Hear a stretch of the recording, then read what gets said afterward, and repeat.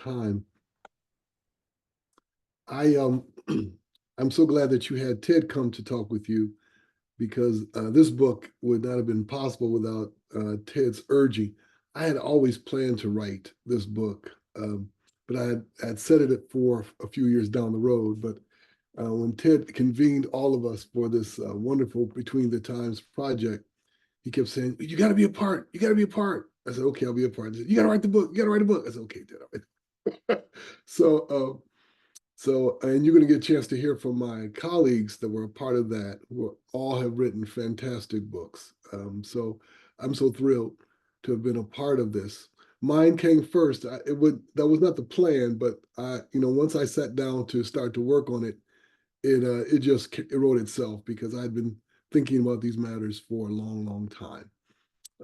This book arises out of a complete adulthood inside theological education and inside higher ed, which you can either celebrate that or mourn for that, depending on how long you've been involved with it.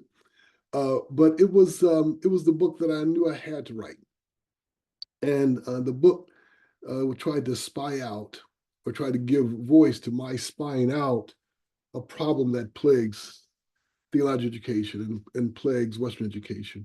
There's a lot of talk about the crisis in theological education, and people have talked about those characteristics in terms of the crisis. But for me, that there was a larger, more systemic crisis in theological education that went beyond the money crisis, beyond the shrinking church realities, beyond these other things, to really what's at the heart of some of the difficulties within the work we do.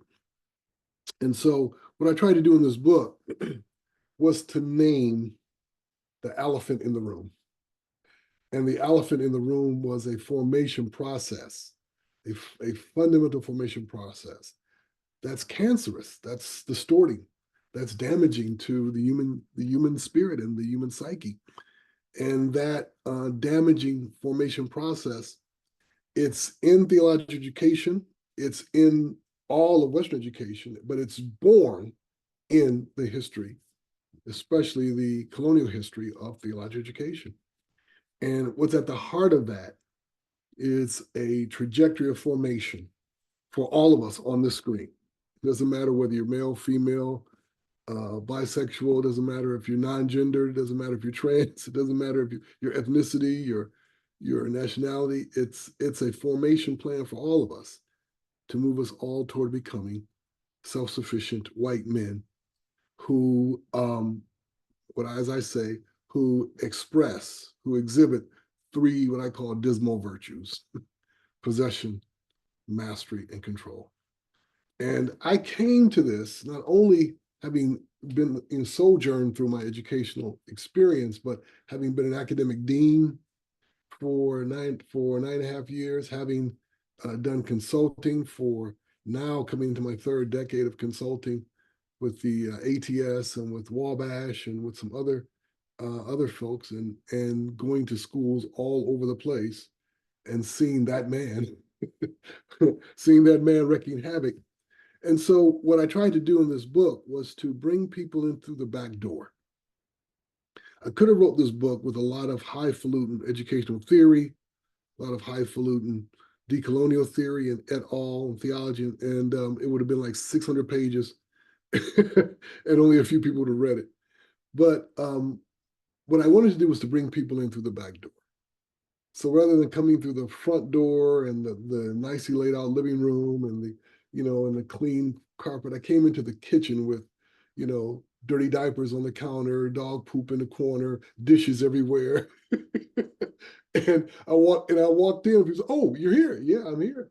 And what I wanted to do was to come to where people live. And so in order to do that, I needed a way of writing that could carry the density and complexity of life inside of higher ed and inside of theological education.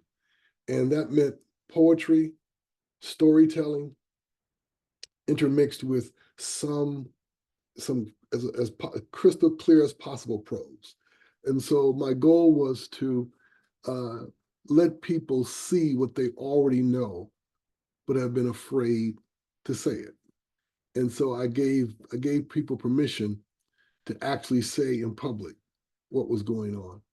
If and I'll say this and then I'll stop. When I was academic dean, if you would have walked to my office, I had a desk and a chair, and then I had a large table, conference table, and then I had a little small area with 2 chairs and a little coffee table on it. If you would have walked to my office when I was academic dean, what you'd have seen on the little coffee table between the 2 chairs was a stack of tissues.